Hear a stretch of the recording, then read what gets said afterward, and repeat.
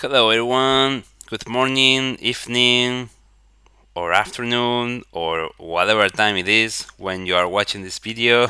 I hope you're all feeling great. So, what are we looking at today? What are we gonna do today? So my plan is to upload this video with a title something like Silent Hill 4 The Room Hauntings, a technical analysis. So my idea here is to show some code, but at the same time explain said code in a simple way such that it's easy to understand and to follow for everyone, whether you know programming or not, whether you know a little or whether you know a lot. Um, Maybe I am going to focus on some sections that maybe I will get into some greasy details, but I will try not to do that very much. Just what's necessary to explain a couple of things. Uh, so I have a couple of notes on everything that I want to say because I don't know how long this video is going to be, honestly. I get very excited about those topics, and so I start, and maybe it's going to be 1 hour, 2 hours. Nah, it's not going to get that long, but maybe 50 minutes or 40. I don't know. I just want to explain a bit of everything I've been reading this last couple of days. I mean, I don't want to make it sound like it was something easy to do. Keep in mind that I've done this before. It's not my first time, so that helped. I wanted to avoid saying how much time it took because it produces those kind of misunderstandings. But well, I already said it, and that's the other thing I was going to say. This is very much an improvised video. Uh, so I was thinking about maybe I could do like record a video of me explaining some things and then do some cuts and stuff like that. But no, I prefer it to be a bit more flexible, so to speak, a bit more natural is the word I'm searching for. It's my style, basically. So of course, the consequence of that is that this stuff is gonna happen. Maybe there's stuff that I'm going to say which maybe it's not going to be very direct. Maybe some things is, but actually you should look at it this other way. So yeah, of course that's gonna happen, but it's fine. That's the point. I don't want it to be too strict or too rigid, so to speak. I want it to be more flexible, more natural. So, uh, right now you should still be seeing the Silent Hill 4 screen. Now I'm going to switch to the. I don't know if it's Ghidra or Ghidra. I always said Ghidra, so let's say Ghidra. Uh, here is where I'm going to explain a couple of things. Don't get scared, don't get alarmed if you don't understand anything of what you're seeing. Uh, So again, I'm not going to get into a lot of details because to understand this, you need to know a couple of things about programming, about disassembly, and computers. But to simplify, basically, you here have two views, and actually, Ghidra is a lot bigger, but I made it such that only those two windows are in focus because uh, otherwise the font was very small and it was very hard to read. So in any case, what matters the most for this explanation is those two windows. But yeah, Ghidra is a lot bigger. You have lots of more buttons, and you have the data types, you have the structures, you have the code browser, you have you have the console log, you have a lot of stuff around here. But it doesn't really matter for what we are, what I want to explain here. So you have the disassembly view, which is the one you can see on your right, on your left, and then you have the decompiler view, which is on the right side. So I'm going to focus more on the decompile view. But basically, what's going on is that what you see in the disassembly view is the instructions that the PS2 and more specifically the MIPS, MIPS, I guess it's pronounced, but otherwise the MIPS is the processor the PS2 uses to basically run any game. So what you see here is exactly that. So this ADU, LI, SD, SQ, move, and all that stuff is the instructions being run. And what you see in blue, more towards the left, is the bytes because computers only understand bytes, basically. And what you see in black towards the very left is the address where those bytes are located. That's basically it. And then what you see in the right, the decompiler view is this same code, but analyzed in a C style. So what that means is you can basically you can look at the disassembly view a little bit more in a simpler way, let's going to say, because the truth of the matter is that no matter how experienced you have reading assembly, this is hard to read. What you see here in the disassembly view, so that's why you have the compiler view. Basically, it's a lot easier to read. So it's basically C code, but because this is a disassembly, well, there are a couple of things that are not like super C like, or some stuff that could be rewritten to be even clearer, but it's good enough for our purposes. So what I want to do here is I want to walk through the code and explain what the logic for hauntings is, uh, from a code perspective. So from a more technical point of view, of course, you can verify all of what I'm going to say uh, via playing the game. In fact, I'm going to also give some practical implications of how, because of how this works, there are many practical implications, and I will focus on this in a moment. But so with that out of the way, let's get to the greasy details. This is where I get really excited because I really love explaining code. In fact, I was going to say, of course, if you have any questions, you can ask in the comments. I don't get mad or anything like that. It's all the opposite. Uh, I really like explaining. Actually, I think it's opposite, right? I said opposite, but okay. So at the apartment room, right? This is code that is running when you enter any room in room 302.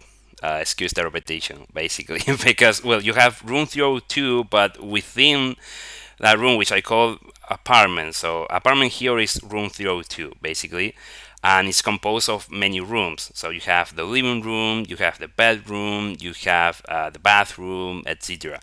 So this code is running every time that you enter a room, and it's also running during your time in that room also. So there's a lot of stuff here that doesn't matter too much. Here I add some technical notes like there's some logic here regarding the apartment room state, but this really doesn't matter much. But the flesh, so to speak, of the logic is right here, where we check if the apartment room state equals in. Oh, which this reminds me something I wanted to mention also.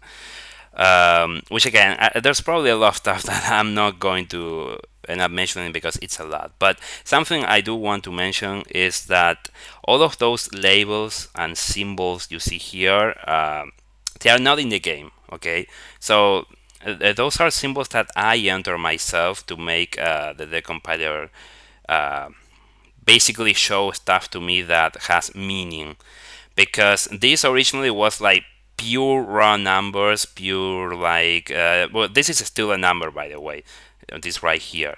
So it's hexadecimal 208 basically. um, So what I did is update all of this manually. I mean, there's also some scripts, right, that can help a lot in this task. But basically, I did manually a lot of this. That's basically how reverse. Basically, what I did is reverse engineer. For those of you who aren't familiar with the process, it's called reverse engineering. And of course, you can search the term online and you can read about it. In fact, maybe it's something that you're interested in. And so it's basically the process of you have this disassembly, which is all raw numbers, raw addresses, and and you give meaning to all of those symbols, because stuff like comments, for example, all of that stuff is lost when you assemble, and so when you disassemble, you cannot retrieve those back. I mean, well, actually, that's not entirely true. You actually can, but well, again, I'm not going to get into all that detail. But for all intents and purposes, let's say that you cannot. So here we don't have access to all of those symbols and comments and stuff. So it's not source code, basically. This is actually uh, disassemble code or decompile code, if anything. So you have to add all of this manually. So the decompiler view gives you like a template, so to speak, and then you populate that template with all the data as you figure it out via the reverse engineering process.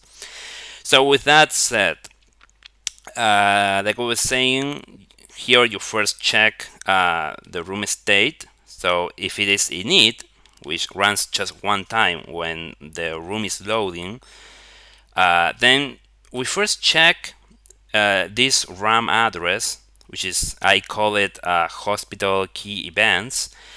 And well, again, I'm not going to get into details of what a mask is, but basically what it's doing is checking if you went through the hole with Eileen.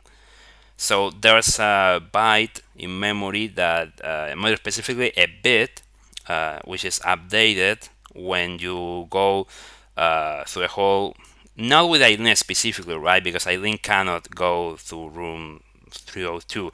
Uh, well, I didn't say, but of course this is going to be full of spoilers to be able to explain all of the hauntings and stuff.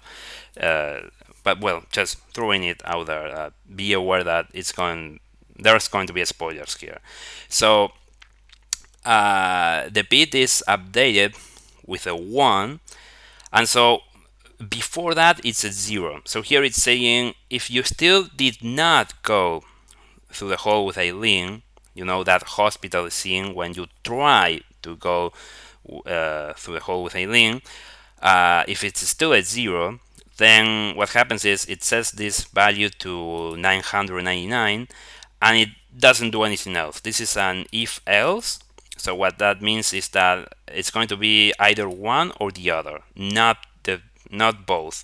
So if this runs, then this is not going to run. But if you did go through a hole with Eileen, then this code instead is going to run. And this is what is of our interest, because here is where the hauntings are initialized. So what's going to happen is, first, it's going to run init hauntings first time. So let's go here for a moment. What this is going to do is, first it's going to check the flag enable hauntings, and if it's 0, then it's going to initialize all of the haunting data, which is this haunting not enough damage count refers to the amount of hauntings that were gone without the damage, without the player inflicting enough damage. I'm going to talk about that in a bit as well, because a lot of people think that for the endings you have to, they say, clear at least 80% of the hauntings, but that's actually not entirely true, and we're going to see details about that in a bit. So this variable is related to that. And then we have the apartment timer, which is also going to play a very important role for the hauntings logic. But basically, this is a timer, as the word implies, which Well, I mean, actually, timer might not be the most accurate word because it's more a count which increases as time goes on. So I meant a timer in that sense, like in-game timer. It goes up, but we still call it timer. I mean, usually a timer is like it's when it decreases, right? But there are exceptions. So here, timer means a value that is going up every frame, basically, and specifically every frame that you are in the apartment. But again, we're going to get into more details about the variables later. And then, of course, we set the flag mechanism to 1 because if we leave it at 0, then what's going to happen is every time this code runs, it's going to restart again the variables. So by setting it to 1, we ensure that the next time this code runs, this is not going to be restarted. So imagine you have, for example, your non-damage count in 3, but this code runs and restarts it back to 0. So it won't make any sense. So this flag is there for that reason, to prevent your variables from getting restarted over and over again. So, and then ultimately we have this one, how do enough damage count, uh, which is the opposite of no enough damage count, basically. But we're going to get into more details just in a bit. So let's go back to where we were. Right here, well, this part doesn't really matter because this is more to do with graphics and stuff, so we can skip that. And this one is the same. This one, for example, it's a great example of what I meant before. By default, you have raw addresses, so here you have this number which uh, I can assign it a name, but I will first need to figure out what it is. But for our purposes, it really doesn't matter, so I just let it be, basically. And this one right here is the one that we want to put the most focus on, because this one, which is like 100 plus lines long of logic, like 135 lines more or less, right here you have like your box of secrets, so to speak. You have your treasure, to put it in some way, right? I mean, right here is where you can find all sorts of secrets about how hauntings work and stuff you can do to take the greatest advantage, right, out of this logic, because it has a few points uh, that lead you to say, oh, so because hauntings work this way, maybe we can do this and maybe we can do that, and we're going to get into all that. Uh, so what it does is, so first we check. This for me is a bit redundant, but basically we check that the apartment timer is not less than 0, which in practice basically means that when we run here the init counters first time, those two cannot run in the same frame. It basically means that, because remember, init counters first time restart the apartment timer. I mean, well, maybe you don't know, but this number right here is a -1 basically. So what that means is that when this is set via this function, then that other code init hauntings always except first time, well, it's not going to run. The first time, this is not going to run. So that's what I meant by it, always except the first time. But other than that, it's always going to run. So then what we do, oh, another detail. Unfortunately, Ghidra doesn't let you to but how can I explain this simply? Simply, I mean. So basically, you cannot use the same name with multiple names throughout your decompile. So this one, I call it frames of an apartment, and it's going to be frames of an apartment throughout all of this logic, basically. Uh, so then the same is going to happen for another variable. I think it was amount doll. So it's a bit confusing, but to explain why this happens, it has a lot to do with how Ghidra decompiles your code. So for now, I'm just going to tell you that if you find something odd, like, okay, frames of an apartment being used, like here it doesn't mean frames as apart. It means something completely different.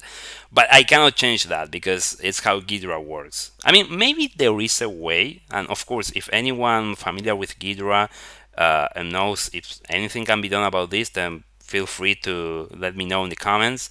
But as far as I know, there's pretty much no workaround because it basically has to do with how the code was assembled, basically. So I really don't think much can be done about it.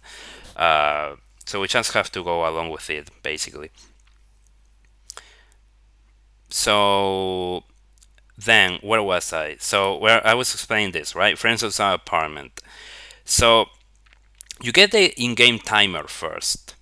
So the in-game timer is increasing every frame as long as the game is not paused, and as long as you're not, for example, in the item chest, for example. And there are yeah, in the options as well. Well, that counts as a pause, right? But there are many sections where the in-game timer is paused, but we won't get into that right now. So the point is that this variable becomes the in-game timer in frames, so it's not seconds or minutes, it's frames.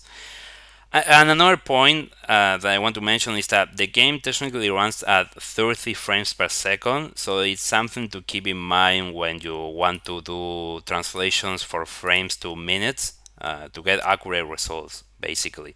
Because if you do it considering 60 frames, for example, basically you get double the actual results. So then what we do is we subtract the apartment timer, which apartment timer, we said that we save to -1 the first time, but what happens after that is that apartment timer is always synced with the in-game timer. So during your stay in the apartment, I mean room 302, apartment timer is updated every frame with in-game timer. Like it's always like that. And when you leave the apartment timer stops. So it stops at that point, right? But in-game timer keeps going. And so what this is going to end up doing is it's going to end up giving you the difference of time in frames between the last time you were in the apartment and when you go back to the apartment. So this is going to be extremely important for the logic below, and you're going to see why in a moment. But for now, keep that in mind. It's going to be the amount of time you were outside, basically. That's maybe a simple way to look at it. And then we have the self-destruct timer increase. Well, I haven't talked about the self-destruct timer, but I'm going to briefly explain it. Basically, the hauntings have a timer, which I call the self-destruct timer, that once it reaches a specific value, which is 9,000, I believe, yes, 9,000, it's going to start self-destructing. And so every frame is going to lose 3.33, or basically 10 thirds of HP, like I said, every frame, until it reaches 0. So that's why I call it self-destruct, because it's basically self-destructing. And so that increase is going to be equal to the time you spend outside. But there's a catch. And that catch is that there's a capping, basically. And what capping is if a specific value is beyond a threshold or beyond a specific value like 10, 20 or whatever, then it's going to be equal to the threshold. So in this case, you have a max. Basically, it's a max value. What I'm trying to say is that you have a max value. So your increase cannot be greater than this value. And this value, I believe it equals 12 seconds. I mean, if I go here, I think I can see, no, here, no.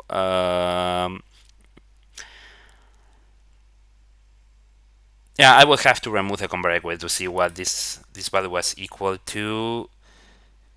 Yeah, I think there was somewhere else where you could see what this value was equal to, but I'm pretty sure that, oh yeah, here it is. So it's equal to 165 in hexadecimal and 359 in decimal, and that amount of frames, if you convert it to seconds, again keeping in mind that the game is running at 30 frames per second, gives you around 12 seconds, I believe. So if you spend more time than that, then the increase is going to become the max. Well, actually, the maximum plus one. So as you see there in the tooltip, it says 360. So it's going to be equal to that.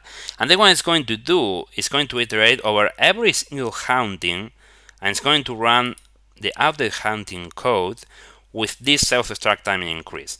And update haunting is pretty straightforward in a way. Basically, update haunting, what it does is it takes a haunting ID which goes from 0 to 15, even though you're going to say, wait, but there are 14 hauntings, not 15. Actually, there are 15, but we're going to get that in a moment. Maybe I should have said that sooner to keep you hype about everything we're going to see here. There's a news hauntings, well, something like that, but we're going to get that later. Okay, be patient. So, uh, basically, we take the haunting ID and then we take the increase, and what we're going to do is we're going to increase the self-destruct timer of the haunting by the amount that we are sending here, right? Via this function. So usually this value is 1, so every frame is described as 1, but if you, like we were seeing just a moment ago, if you spend more than 12 seconds outside, for example, then this is going to be that amount of frames, so 360, for example, in decimal. And so it's going to increase it. And here it has some more specific stuff, but this is more technical. At the end of the day, it's still doing the same. So it's some deals related to how you can have some technical problems if you write the logic in a certain way. So, but at the end of the day, it's doing that. It's increasing this amount. And then what it's doing is it's checking. This value is the 9,000 that I mentioned before. Well, actually, it's 8,999, but it's pretty much because this is a less than comparison. It's not a less than or equal. And what that means is that this is only going to run if your timer is 9,000 or more. So no, actually, no. Actually, with 8,999, it's also going to. No, no. Yes, it has to be 9,000 because yeah, if obviously 8,999 is not less than 8,999, so it has to be 9,000 effectively. I'm pretty sure that in the source code this wasn't written this way, but Ghidra wrote it this way because, well, it's basically that's how reverse engineering works. You cannot get how this code was originally written. So maybe it was written a lot simpler. Like maybe it was directly saying if the timer is greater than or equal to 9,000, then do this. But here it was written like this because that's what Ghidra is interpreting based on the disassembly. So at that point is when we start the self-destruct, right? So at that point here we say that the HP of this specific counting is going to be the current HP minus the increase multiplied by this number, that which basically is 10/3. So for example, if we send it that number 360, then what's going to happen is it's going to multiply that by this number and it's going to decrease the HP by that number, and then it's going to keep increasing the timer. But I think it does this. Yeah, it does this always, basically. But it also repeats it here. But it's still increasing basically one time per frame. So, well, like I said, right, when we initialize the first time, when we come from the outside and we go into the apartment, that time well, we're going to get increase depending on how much time we spend outside. And then the rest of the time is going to be one per frame, basically.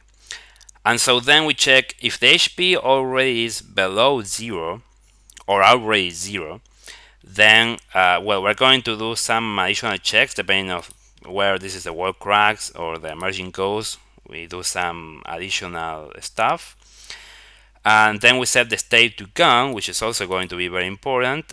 And this is where no enough damage count and enough damage count. I mean, actually, to explain them properly, we need to see something else first. But basically, this is saying if you sorry, if you inflicted 3,000 or more damage, then your enough damage count is going to increase, and otherwise, if it's less than 3,000, then your not enough damage is going to increase. So basically, this is saying whether or not you inflicted enough damage. So here's the key point: you're not checking. Basically, we're not checking here whether we were the cause for the haunting being gone. We are checking how much damage we inflicted. So I'm going to get a bit ahead of this explanation. I'm going to say that the hauntings are initialized with 10,000 HP, but you just have to inflict 3,000. That's all. You can inflict 5,000. You can even inflict the full 10,000, but you're not required to.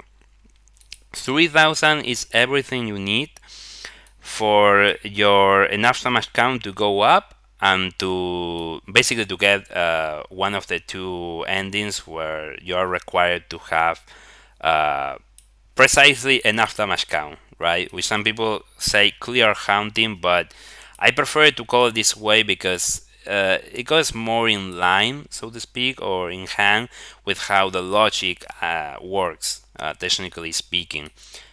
So maybe this is a harder way to look at it, but it's more precise. That's what I'm trying to say. It has some very practical implications because basically you can, for example, wear a same medallion and wear just enough time near the haunting, so you inflict this amount of damage, and you can reuse that same medallion for other hauntings, and they are all going to count as enough damage count because this is all that matters. It doesn't matter if you inflated all 10,000, you just need 3,000. And with the Holy Candle, you cannot do that because the Holy Candle, once you put it, you cannot take it back. But with the same medallion, you can do that. You can take a step back, basically, and you can reuse it for other hauntings. And so it can be very useful for that. So that's why I prefer this name, basically. What matters is whether or not you inflicted enough damage. That's all that matters. Okay, so we go back. We were in it hauntings always except first time. So we run that for every haunting, whether it's active or not, by the way. But what's going to happen with the hauntings that are not currently active is that basically it's not going to do anything because we go back here one more time. We check here whether the state is active. So when it's not active, it's basically not going to do anything. So you see this curly brace. What this means is that all of this logic, which is within the curly braces, is only going to be run if the state is active. Otherwise, it's not going to run. So that's why it runs for every haunting, and if it's not active, then it's just like whatever. Okay, and here we are getting closer to I mean, all of this is really exciting, to be honest, but we're getting to the RNG part.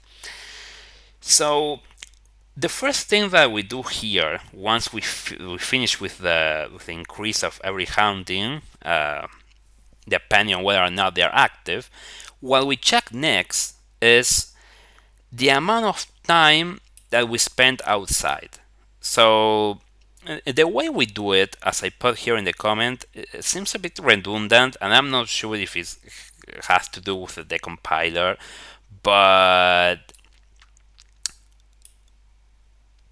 the case of it, like the essence, basically, what matters is that the time you spend outside is greater than 1 minute, basically. Because the value that is checking is these frames in 1 minute, which in this case is 1800 in decimal. And so if this division, like this really doesn't matter much right here. What really matters is whether this division, what result gives. I mean, this is super technical, super programming specific, but it basically means that because this is an integer, it's not a float, and that's the trick point for programmers. That's the key point. It's not going to return a float. It's going to return a 0 or 1. So if it's less than 1 minus, it's going to return a 0, and otherwise it's going to return a 1. So that's the key point. Uh, so that's one condition that has to be fulfilled, but it's not the only condition. So here you see those two ampersands. This means a logical AND. You also have the bitwise AND, but which is related to masking, which we saw before. But here this is a logical AND, and what that means is that both conditions have to be true. So not only you need to be outside at least 1 minute. So that's the point. If you spend exactly 1 minute, then this is going to be true. If you spend 1 minute and 1 second, it's also going to be true. If you spend 99 seconds and a few milliseconds, it's going to be false. So 1 minute or more, that's one condition. And the second condition is when you calculate the RNG, and again, this name is misleading right here because, like I said before, I cannot change the names. Basically, I gave it a name in one context where, in this context, yes, this is the self-destruct timer.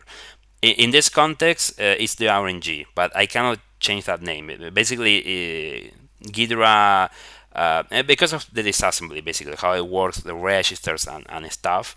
It's assigned to the same variable, so that's why if I change the name here, it's going to also change the name above. So that can be misleading, but this is not really the increase in this context. Right here is going to be the RNG, and specifically it's going to be the RNG divided by 2. But for our purposes, it doesn't really matter.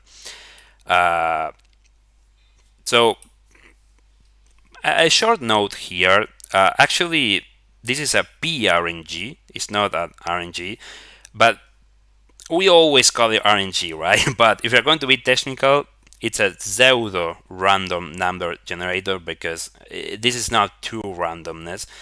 But I was thinking before making this video whether or not I was going to get into that, and I think I better don't because as a matter of fact, I've been talking for 38 minutes already, and I haven't even gotten into lots of details that I wanted to show. So, okay, let's just skip over that. The point is, you get the RNG, and then after that, you get what you do is you get that value and you divide by 100, and you get the remainder of that. And you check whether that value is less than 90 or not. And what that means is that you can get 100, like this is a modulus operation. And what it means is that you can get exactly 100 different values out of this operation. And because this is RNG, you will get different values basically on each time this code is run. So of these 100 values, 90 values are going to basically return true. And what that means is that the whole logic is going to run. But 10 values, which is the rest, are going to return false. Basically, that's one way to look at it. So in practice, it means you have 90% chances of getting a haunting and 10% chances of not getting a haunting at all. But there's more to it. So even if you do get one of those 90 values which trigger all of the haunting logic, you can still not get a haunting. So we're going to get that into that right now. So after that, what we do is we check two events, which is first, did we go through the forest door, which I call it the forest door, but the door that I'm referring to is the door that you see uh, just before you enter into the revisited forest. Let's say so. You have the subway, right? And you have the sword of obedience. You go through that door, and then you see the Walter cutscene. You know, from that point onwards, Walter is going to chase after you, and so you go through another door, and you get to the spiral.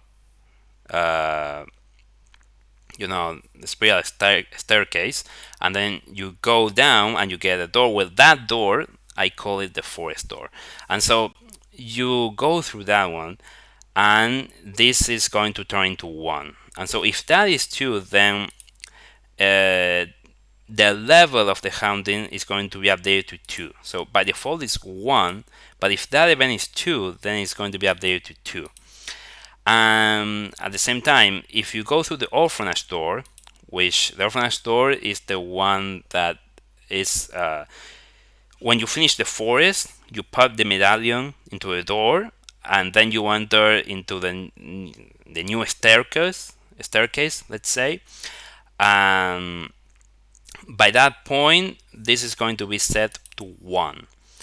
So as a consequence, the level is going to be 3. And the reason why I'm saying level is because the way that I wanted to describe this is that hauntings all have a level. So you have level 1 hauntings, you have level 2 hauntings, and level 3 hauntings. You can also call them clusters if you want, but I prefer level because I feel it goes more in line with the code. And basically, what the official guide says about how you get stronger hauntings as you progress through the game. I can kind of discuss that, whether they are really stronger, but that's kind of why I like to call them levels. Okay. Um, and speaking of which, since I mentioned the official guide, actually we've been lied blatantly, cruelly, sadistically, because Eileen's condition has nothing to do with hauntings. So I'll just throw that now. Uh, but yeah, so you get the level, right? And what you're going to do with that level, which is either 1, 2, or 3, is you are going to, here in this do while loop, you're going to keep rolling the 100 ID based on the RNG return. So at this point, you're going to be basically rolling over and over until you get a haunting which has the right level. So you don't do any filtering per se. You just keep rolling, and if you get a level 300, for example, but your level right now is 1, then this haunting is going to be basically ignored, and you're going to roll again. And you're going to roll again, and again, and again, and again. Like throwing a dice, in a way. Until you get a 6, for example, or until you get a 5. So until you get values that are valid, basically, because like I said, if you are in level 1, you cannot get level 2 and level 3 hauntings. You should get only level 1 hauntings. And if you're level 2, you can only get level 1 and level 2 hauntings. And if you're level 3, then you can get all hauntings. So that's what this code is doing. Once you get into that, you get into this mess right here. Which, like I said here, let me translate this mess because uh, this is a mess. Like, there are many parentheses, which is also a result of the decompiling process, basically. But what we're doing here is we are checking for problems. I thought that the best way to think about it is as problems. Actually, I also made a script written in Python to simulate this code. So I call it problems in the script. I also want to show you that script. I think the video is definitely going to be longer than 1 hour, but I think it's going to be fine, like whatever. But I mean, I do want it to be extensive enough. So first, we're going to check the state of the haunting. So if the state is active, then I mean, yeah, if it's active, then it's not eligible, let's say, to be selected. So this is, again, it's a logical AND. So this is one of the conditions that absolutely must be true. Otherwise, this haunting is ignored, as I said. So what that means basically is that you skip over all of this and you get to here, where this basically is your roll atoms. So we saw this value initialized to 3 right here. And what that means is that it's going to try to get a haunting to a maximum of 3 times. But careful here, because this value does not decrease while you're filtering, let's say, the hauntings level. So here, when you get, for example, a level 2 haunting, but you level 1 and you roll again, this does not count as a failed attempt. I want to emphasize that because it can lead to a lot of confusion. What does count as a not successful roll, let's say, is this condition. You roll a haunting that has the right level for you, but it's in active state. So basically active, what I think I didn't clarify that. Active means that you can see it in the room, basically. And so, oh, I just realized something. Oh, no, it's fine. I just thought for a moment that you weren't able to see the Ghidra window completely, but no, it's okay. So if it's active, then it's going to decrease the max attempts. And so if it was 3, for example, it's going to turn to 2 and then to 1. And if after 3 attempts it couldn't get any valid haunting, let's say, then it's going to just return. And what that means is that you're not going to get a haunting. So we said previously that you have a 10% chance of not getting a haunting, but actually most of the time it's higher than 10%. I mean, sometimes it is 10%. I have my script with many tests when you can see where you can see some scenarios where you get 10%, or scenarios where you get even 50%. There are scenarios where you get, in fact, you can also get 100% in some scenarios. So you absolutely will not get any hauntings at all whatsoever. And it's all because of this logic right here. Because basically it doesn't try forever. It only tries up to a maximum of 3 times. Which, if I have to guess, maybe they did it this way precisely to help with the no rolls. Because that's another practical implication that I wanted to mention. And basically, because of this logic right here, what this implies is that the most problematic hauntings you have, the higher your no roll chances are going to be, basically, or your no hauntings chances, let's say. So that's a motivation, let's say, to always inflict enough damage to your hauntings, because it really helps you with not getting other hauntings. Though if you're trying to get specific hauntings, then the math changes a bit, but we're also going to get into that in a bit more of detail in a bit. But back to the logic. So if it's active, then that counts as a problem. It's also a problem if your state is gone, but this part is a bit hard to follow. So again, I'm going to simplify it as much as possible. Usually, if the state is gone, then this is a problem. But this is a logical OR, and what this means is that there are exceptions. So if your state is gone, it's like, but is it gone? But is the haunting ID is the haunting the emerging ghost? Because if it is, then we are going to initialize it anyways, basically. Because those three hauntings, emerging ghost, wall cracks, and item chest wall, basically reappear all the time. So we can say they are recurring hauntings. So even if they are in gone status, which is the status a haunting gets when it's gone, either because you inflicted 10,000 damage or because it's self-destructed, uh, if it is one of those, then it will still reappear. So that's basically what it means. And the other reason why it might reappear is because the damage that the player inflicted was less than 3,000. So for example, let's suppose that you got the clock haunting, right? And you inflicted 2,000 damage. Well, the clock is not any of those three hauntings, but that doesn't matter because you inflicted 2,000 HP. So ultimately, the clock self-destructed, and so it turned into gun status.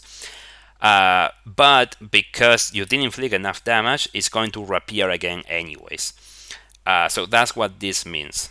So in all other conditions, it's going to be a problem. So basically, if it's gone and the player already inflicted enough damage, then this is going to come as a problem and it's going to be ignored. Because again, all of those are logical and operations, so all of those have to be true.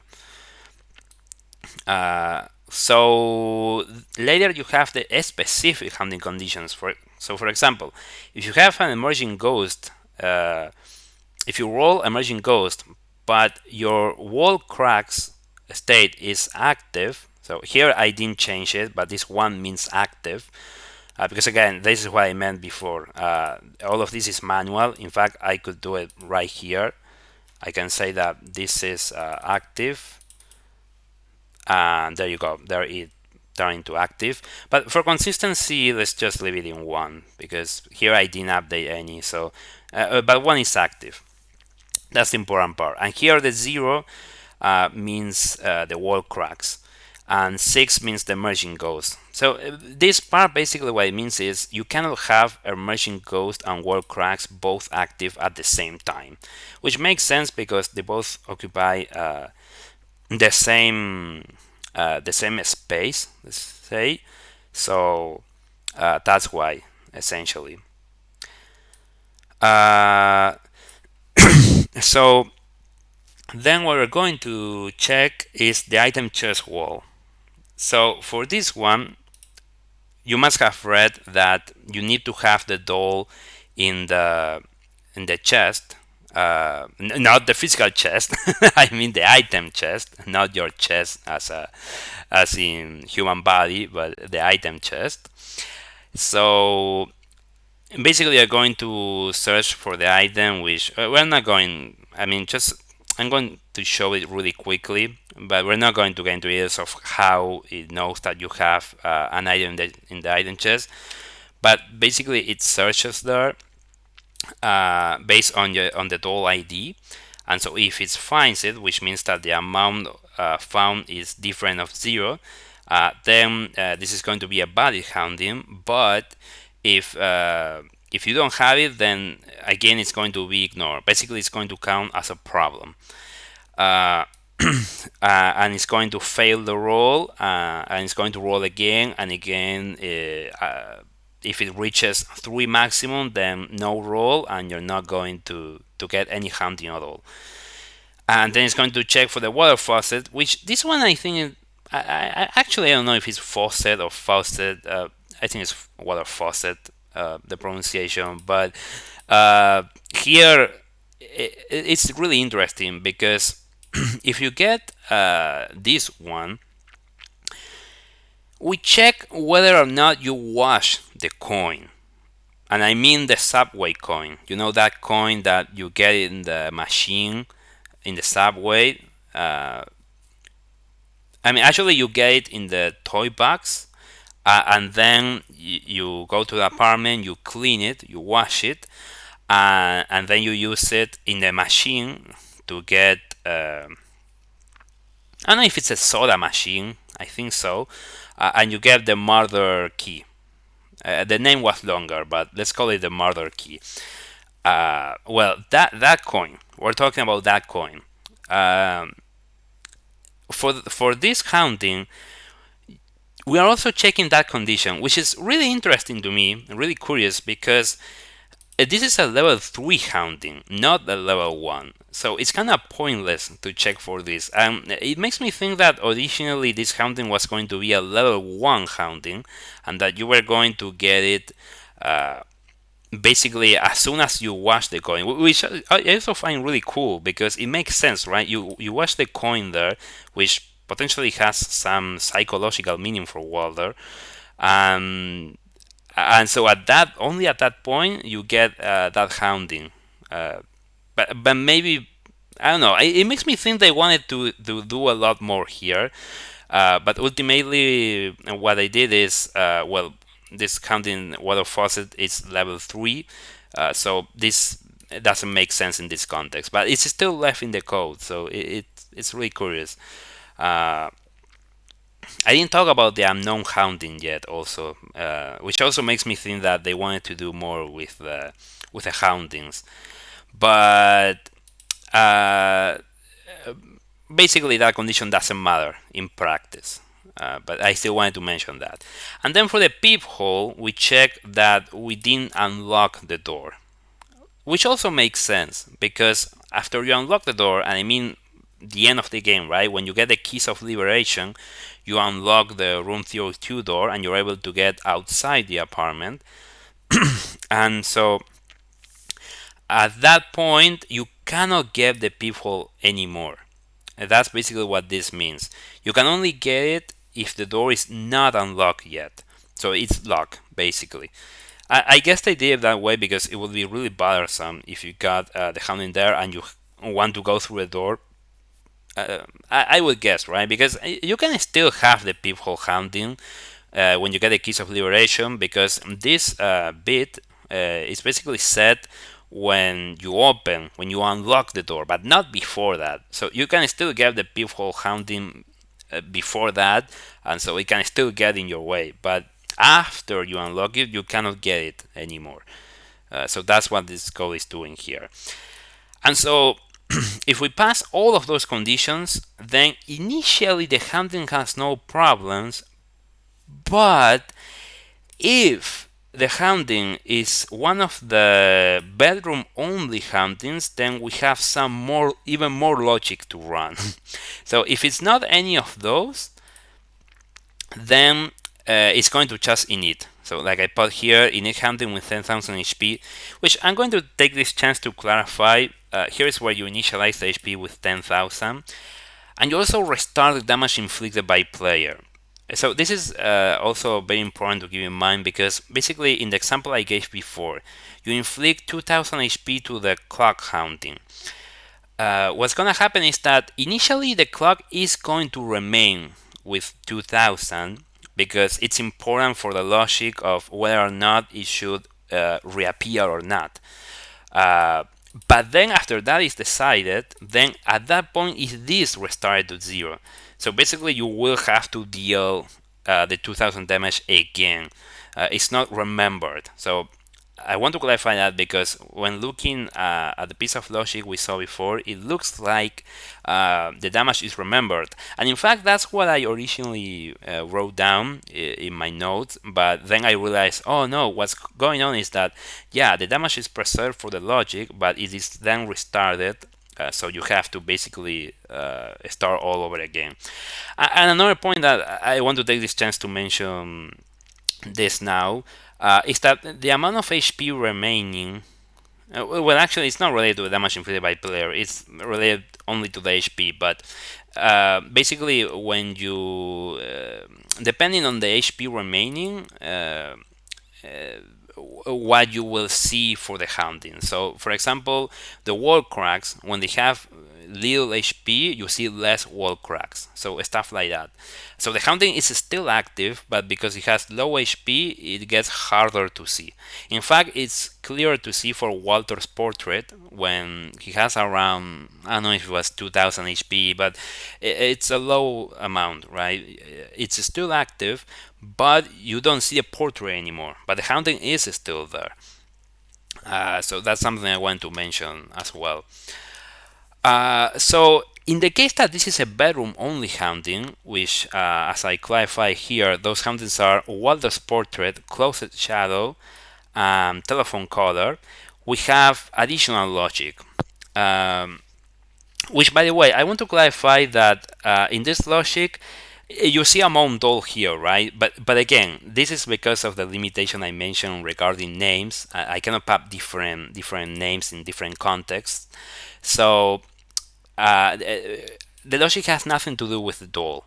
I mean, you can still get all bedroom only hauntings without having the doll. It makes it harder for the level 2 haunting, and actually for the level 3 as well, but you still can absolutely get them. And so we are going to see how by inspecting or reading, let's say, the logic here. So the first thing that we do is we filter the hauntings. So we only care about the ones that can appear in the living room. We have basically a rooms mask, which means that hauntings, some can appear in all rooms, like the merging ghost, for example, can appear in every room, well, except the bathroom. But other than that, it can appear everywhere. And for example, there are others like the wall cracks that appear only in the living room and in the bedroom. And so this is doing that, right? This is checking, can the haunting appear in the living room? And so that's what it does to filter the bedroom only hauntings, because the bedroom only hauntings have this off basically. So by doing this check, it's filtering those out. And then it's checking the level of the hauntings and saying, is the level equal to the bedroom only haunting? So for example, if we go for closet shadow, for example, that has a level 1, so it's going to get only the level 1 hauntings, which in this case is going to be rattling windows, wandering shoes, and the clock. Those are the 3 level 1 hauntings without counting the closet shadow. And then we check whether or not the state is inactive. So this 0 means inactive. And so then we do this for every single haunting. So we filter everything basically.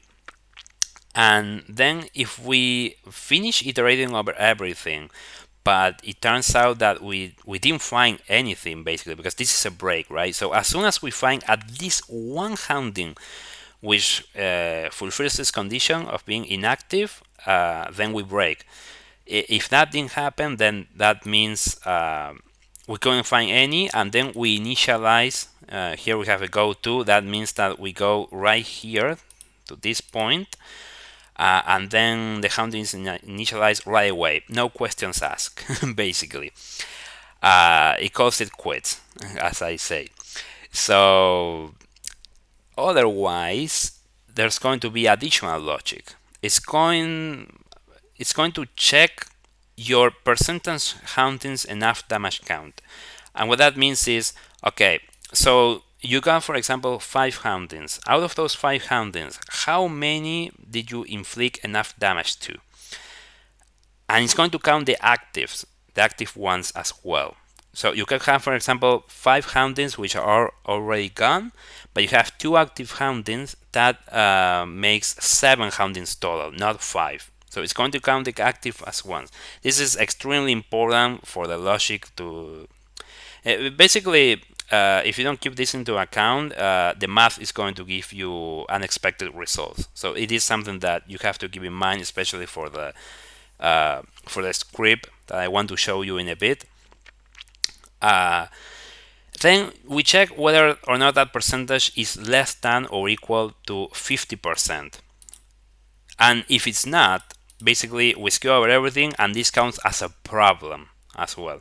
So basically, what this means in practice is that if you have one haunting in your level that you haven't seen yet, let's say, so it's not active nor gone, it's in inactive state, then that's going to mean that, well, that's a problem basically if you have at least one. But it's also going to be a problem if you don't have this condition, the less than or equal to 50% condition. Because even if you didn't see one of those hauntings, you can still see the bedroom only haunting. And that's the key point for the telephone color haunting. So you can still get it even without the doll. Even though the item chest wall is a haunting that you get when you have the doll, when you store the doll in the chest, uh, and you roll like we saw here. You have to roll the item chest wall haunting. Then what's gonna happen is you're going to have it in an active state usually, and so you can, in that case, if you already have all other level 2 hauntings in inactive or gun status, then you can see the telephone color haunting. But you can also see it even if the item choice wall haunting is in inactive status, and we're going to see how. So you have to fulfill this condition. You need to have percentage hauntings enough damage count less than or equal to 50%. And then after that, what the code does is it checks all the hauntings of the current level which aren't in inactive status. So they are active or gone. The two states, not just active, it's both active and gone. So it checks that, and this amount has to be at least 3. So here you see a 2, but it's like the 8,000 example we saw before, right? It's written in this way, which maybe it's not very intuitive, but it's a consequence of how the disassembly process works. What it's saying is this number has to be at least 3, because if it's 2, 2 is not less than 2. So it has to be at least 3. So what it means is that you need to have at least 3 hauntings which are either active or gone. So for example, in level 2 you have 4 hauntings. You have the item chest wall, you have the refrigerator, you have the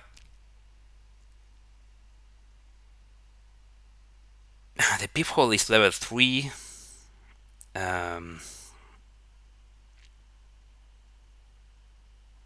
The television set, that is the one.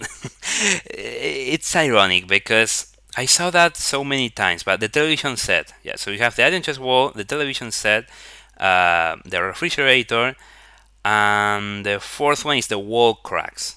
So you have those 4, which are all level 2. And so if you get at least 3 of those in either active or gone status, and you have a percentage of hauntings enough damage count less than or equal to 50%, then you can get the telephone color haunting. So that's the key point of this logic.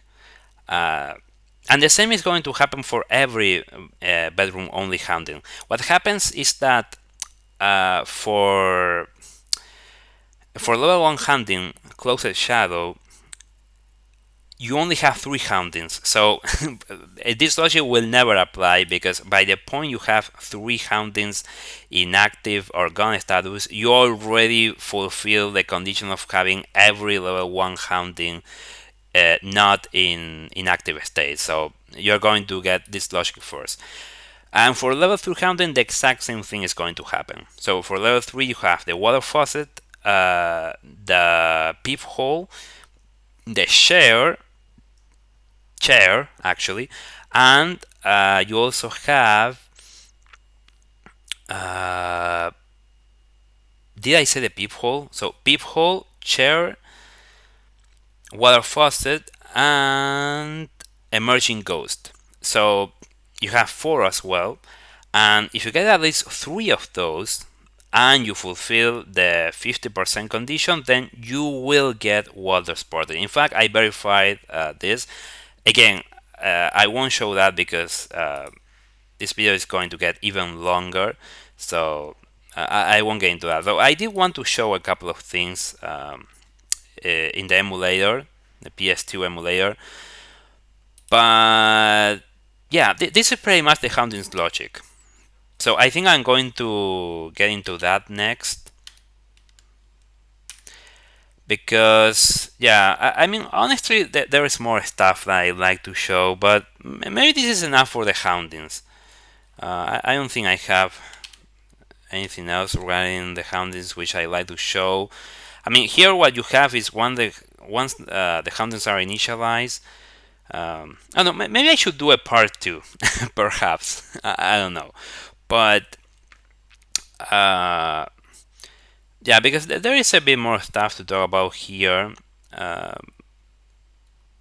and maybe some interesting stuff, like for example, if your haunting is the chair, uh, here is the logic for basically you cannot see the chair, the haunted one, unless you get anti-spirit contact. It's basically what it means. So well, that's something I wanted to show, and then you have something specific about the peephole as well. Uh, which is also pretty interesting because this is also something I wanted to mention. Which, uh, yes, before you unlock the door, before you unlock the door, you can get a peephole. But once you unlock it, even if you have the peephole active, it suddenly becomes not inactive. I mean, the update hunting here, update hunting is still called for the peephole, but you don't see it. It doesn't damage you because this logic right here is the damage logic, basically. So you see here damage inflicted by player hundreds. Well, it's all the damage calculation logic, and so all of that doesn't run for the peephole if you already unlock the door. So basically, it's up to the point you unlock the door. But once you unlock the door, then you cannot get, you absolutely cannot get damaged by the peephole anymore. But like I said, it's really curious because the peephole hunting is going to still be there, but you're not going to be able uh, to remove it basically because you cannot inflict damage to it because this code doesn't run. So the peephole cannot damage you, but you cannot damage the peephole either. So it's like you can't damage each other basically. And so if you didn't inflict enough damage to it before, the consequence of this is that this is going to count as a hunting that you did not inflict enough damage to. So that feels a bit unfair, uh, but well, that's how it works basically. Uh, so yeah, I want to mention that. Well, this is all logic for iterating over every single hunting. All right, so what I wanted to show in the emulator. So let me change the views because you should still be seeing Ghidorah. But if I do this, yeah, you should be seeing the game now. And so I wanted to show. What I want to show here is. Oh, let me show the debugger as well.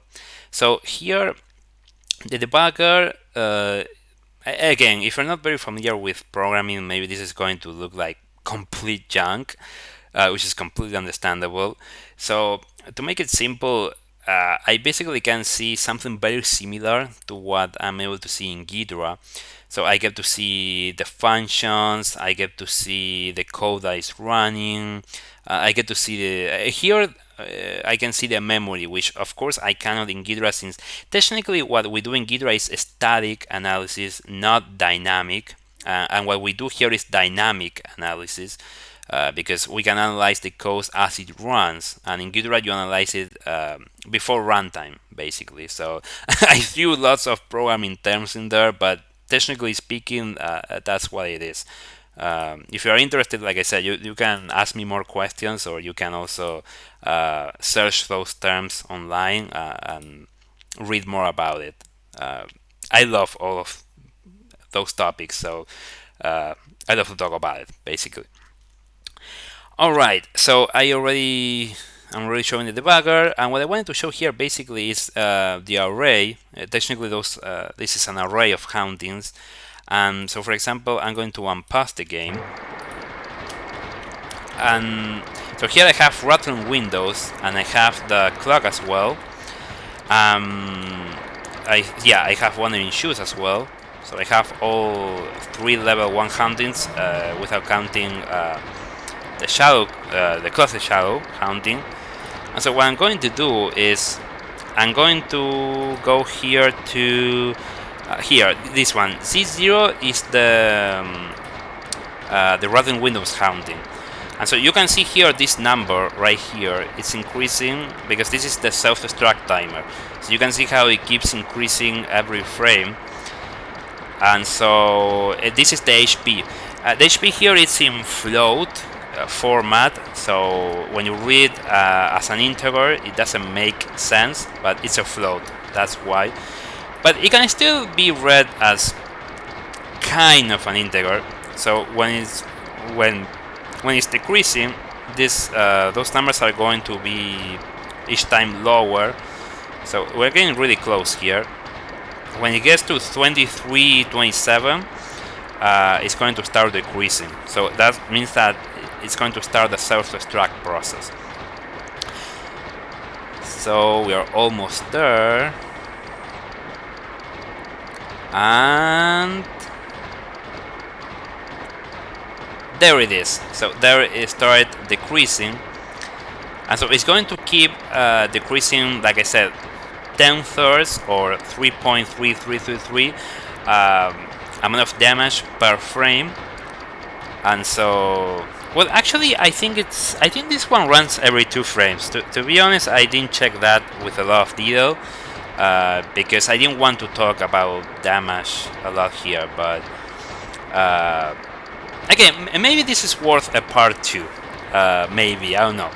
But maybe specific to damage, right? I want to focus this more on hauntings per se. So here the HP keeps decreasing, and so it's 10,000. I think it doesn't take very long until it reaches 0. And the same is going to happen for the other hauntings. So for example, here I have the clock, which is this one right here. I have a gun here, one which is the 4. Oh, so I think there is one that is already gone. Yeah, the one in shoes. So the one in shoes was gone off screen, so that's why you can see a 2 there. And yeah, so here the clock is this is the timer for the clock. And with the rotten windows, you can see what I meant, what I said before, that as HP keeps decreasing, you see the hauntings in different states. So the rotten windows have very low HP now, and so what that implies is that they're going to basically be less noisy, so to speak. They're going to rattle less. We can also say that. And so let me go back to the rotten window data. So by this point it's already gone. Oh, and I can show you here also the amount of hauntings. So here, for example,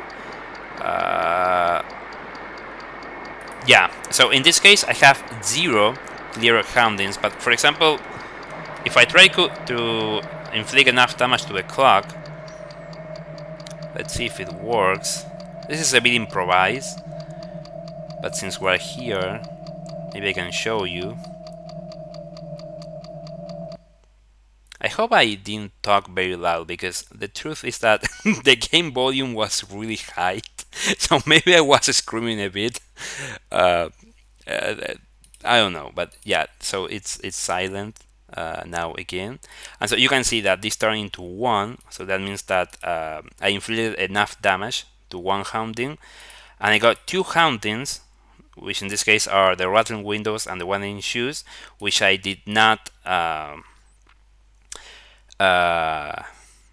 I did not inflict enough damage to. Which reminds me, I wanted to show you how you can manipulate those values to get the ending you want. I did this off camera. I wanted to show you this as well, but right now I don't have like save states that are ready, basically. So I won't be able to. But trust me on this one, you can absolutely change those values, and you can get the ending you want in regards to hauntings. Eileen is a completely separate topic, which again, same as damage, I'm not touching here. I'm focusing this on hauntings logic per se. So yeah, I wanted to show you a bit how this works in memory terms. This is the apartment timer value, by the way. So it keeps basically syncing, so to speak, with the in-game timer. So I don't think syncing is the problem. Okay, maybe yes. Well, but you got my point. I think that basically it's always equal to the in-game timer. That's basically what it means. Um, all right. So then, what I wanted to show you is the script. So I think you should see it now. So this is the script I wrote in Python to simulate how this logic works. I'm going to be uploading this to Pastebin in case you want to take a look, and you will need to have Python installed in your computer to be able to run this. Though if you're interested, I could create an executable, and then you can download that, and well, it's going to be the same, but you won't need to have Python installed. So here I don't think I will get into much detail, because basically it's the exact same thing that we just saw in Ghidra, but written in Python. So it does the exact same thing. Here, for example, when I find problems in haunting, I do the exact same check. So for example, if the haunting is active, that's a problem. Maybe what's worth mentioning here is what I put here in the comment, that the logic in the game works in reverse. So they find basically the code in the game searches for those hauntings which do not have a problem. But in this case, I'm doing it in reverse because I thought it was easier for the script. So if the haunting is active, that's a problem. If the haunting is the wall cracks and the emerging ghost haunting is active, then that's a problem, and so on and so forth. Then, well, I think the most juicy part, so to speak, is the calculate chances part. So I do some math here. If you're not very familiar with I think the field is called mathematical probability. So it touches about on all those topics of percentages and divisions and summing probabilities and all of that. Oh, Walter is touching the door. He's knocking on the door. Yeah, that's because I left the game on pause. It did happen lots of times as I was writing the script and reverse engineering all of the logic. Uh, all right, so yeah, then I have here the simulate. But to close the idea, basically, here I do math, basically. If you want to take a further look into it, if you are into math, then you might want to check this. In fact, I was going to mention, if you find anything that you think is not right, let me know. I did test this a lot. I did find, in fact, these lines, for example, are one attempt I had at getting the math right. This is not correct, but I still left it because I basically, I don't know, I just left it. But I could delete it because it was an old version. But this is the right math. So this does return the expected chances. And then I have the simulate, and I do the same logic as the game. I have the roll in case that we get a roll. I have some comments here explaining how this correlates with the game, you might say. And then I have the tests, which means, for example, what happens if I am in level 1 and I don't have any enough damage count hauntings. What happens if I can get a close shadow, but when I have enough damage count of 1 and another enough damage count of 2, stuff like that. I have many tests like this because a lot of this I compare with a game, and so the thing with probability is that you always have to run something many times to get accurate results.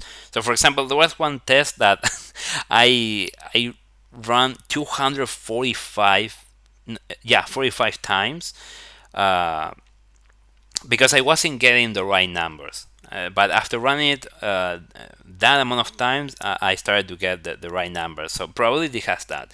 In fact, that reminds me.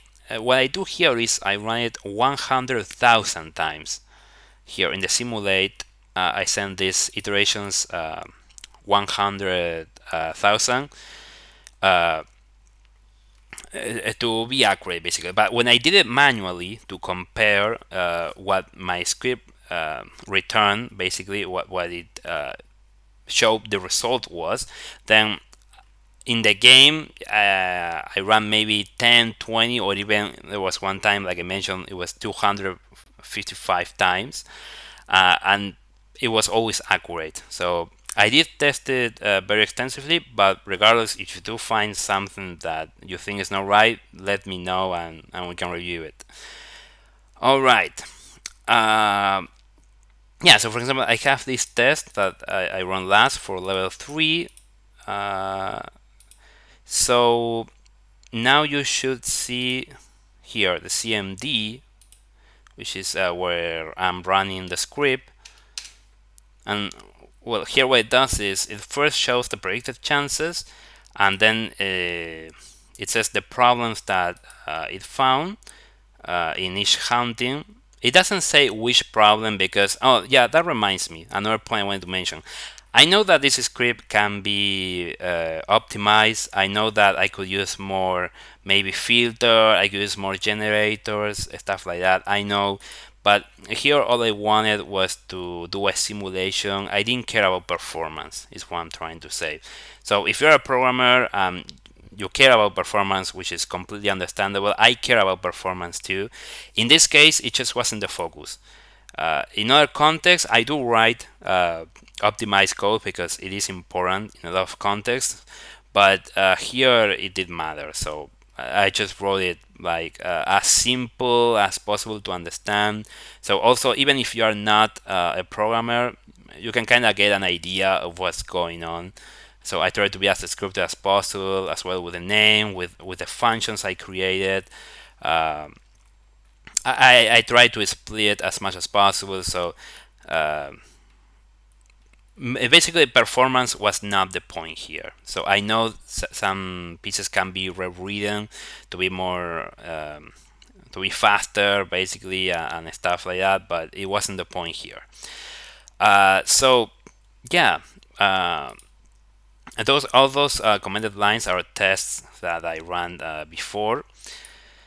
There are some very interesting points to mention here, but I don't know how much I want to explain about that because I said that it wasn't going to be 2 hours long, but I mean, yeah, I think I'm going to be closing in a moment.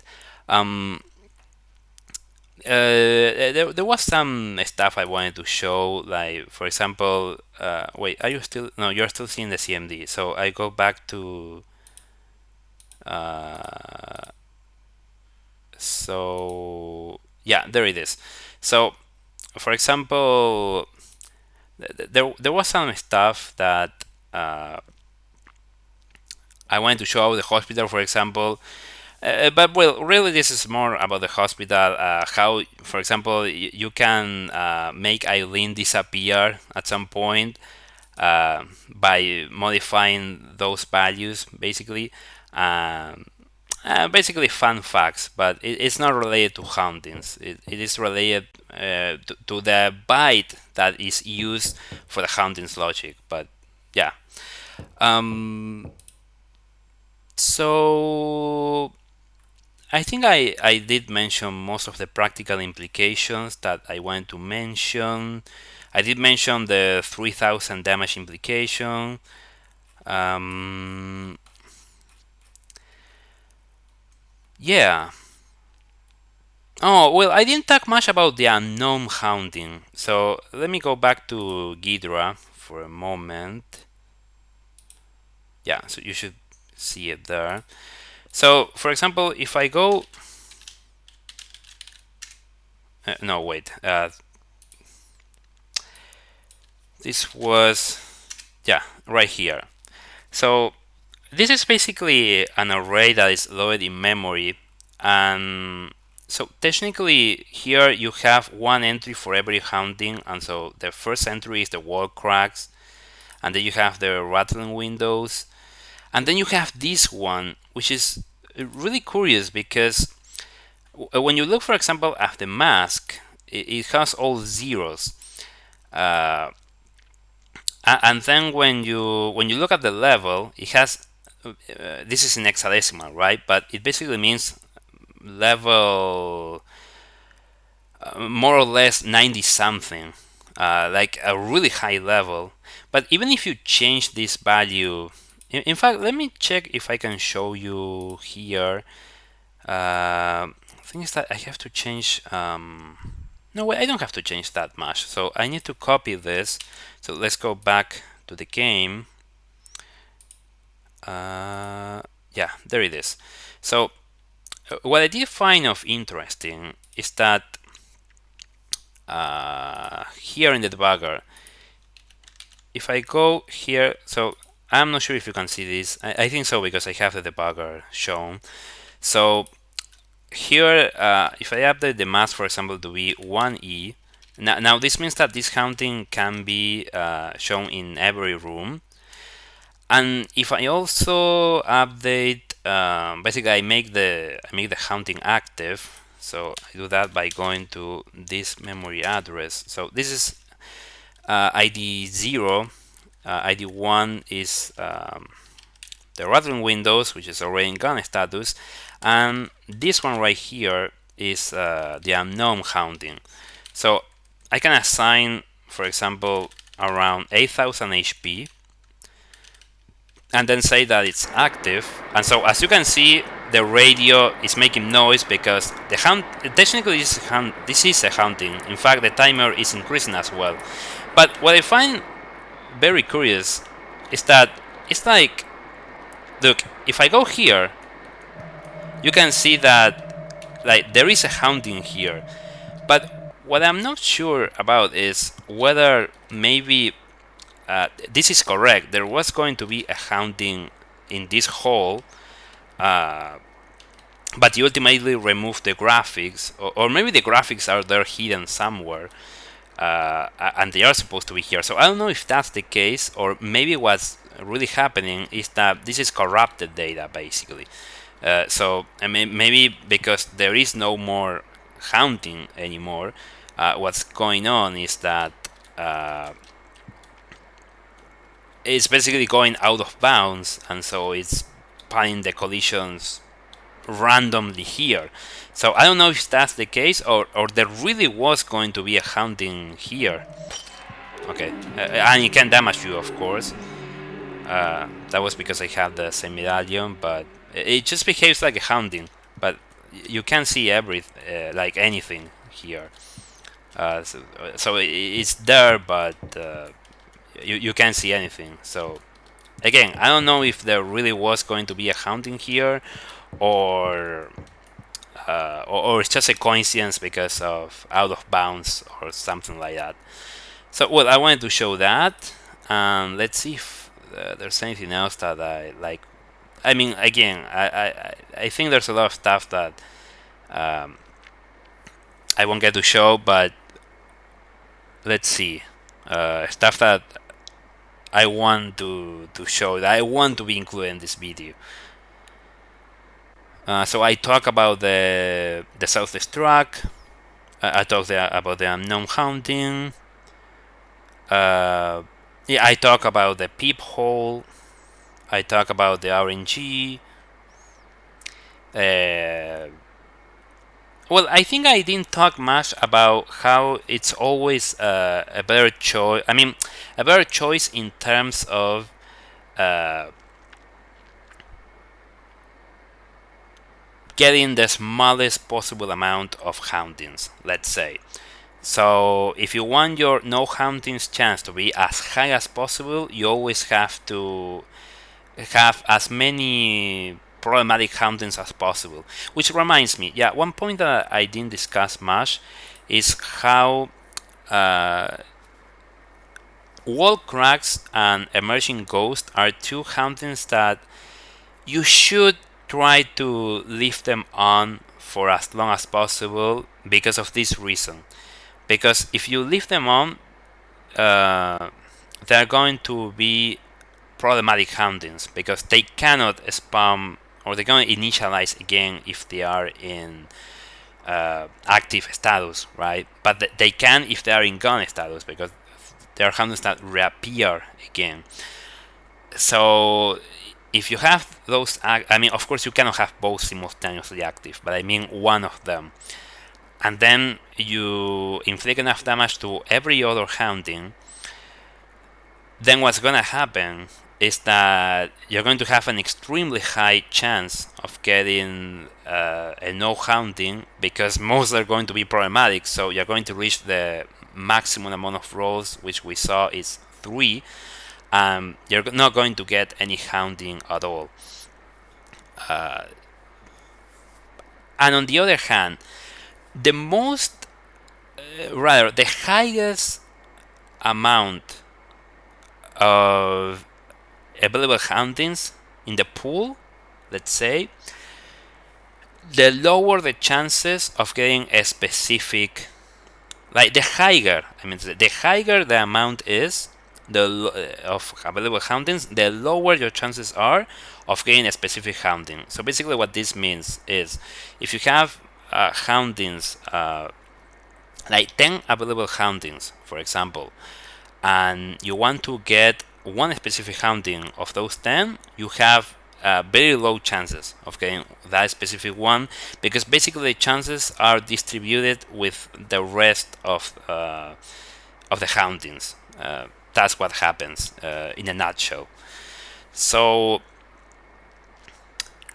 yeah, I wanted to mention that as well, which is another practical implication. Also, if you want to get. Oh, yeah, I wanted to mention that as well.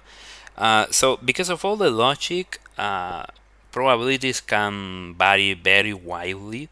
Uh, so, for example, the telephone caller, I have two tests that I run, one in the worst scenario and one with the best scenario. And so the worst scenario is when you have many hauntings available, and the best scenario is when you have pretty much no haunting available, only telephone caller.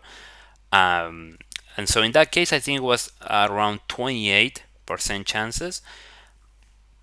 Uh, Otherwise, it's around 10%. So more than half uh, of difference. So what I'm trying to say here is that it's something to analyze.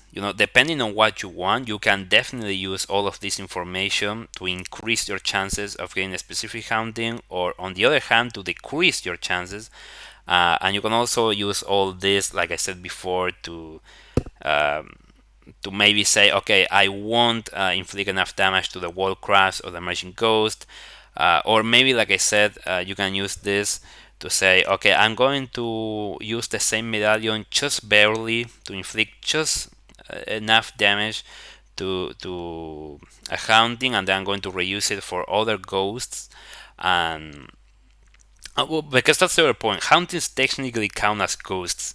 In fact, maybe you know this, but or maybe not. But in Ghidorah, uh, when we saw the damage code, there's a method, there's a function that is called update ghost, which is running for hauntings. So technically, hauntings count as ghosts from code perspective. Uh, but yeah, The point here is you can use that 3000 condition to use the semi-alien just barely, and then uh, just barely for another one. And with this, you can basically give more capabilities to your semi-alien. So you can use it to inflict enough damage to more hauntings that you usually could. And with that, you could increase your chances of getting one of the endings you want. So that's a bit. I mean, yeah, that's what I mentioned before, and maybe I repeat it now, but whatever. Those are the practical implications, basically.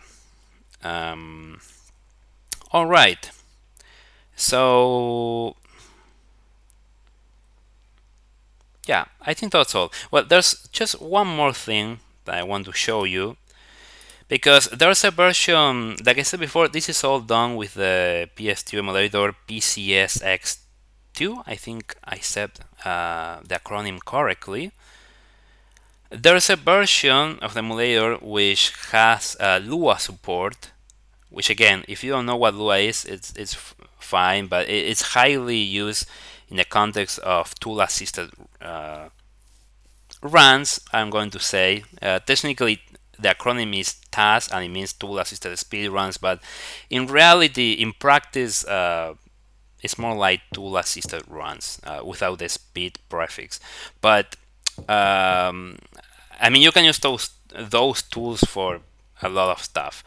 And so the reason why I didn't use that emulator here is because the version I found, at least, it's based on a previous version of the emulator, so it didn't have some of the features that I needed here. So, but I still have it open here. In fact, let me see if I can show it to you now.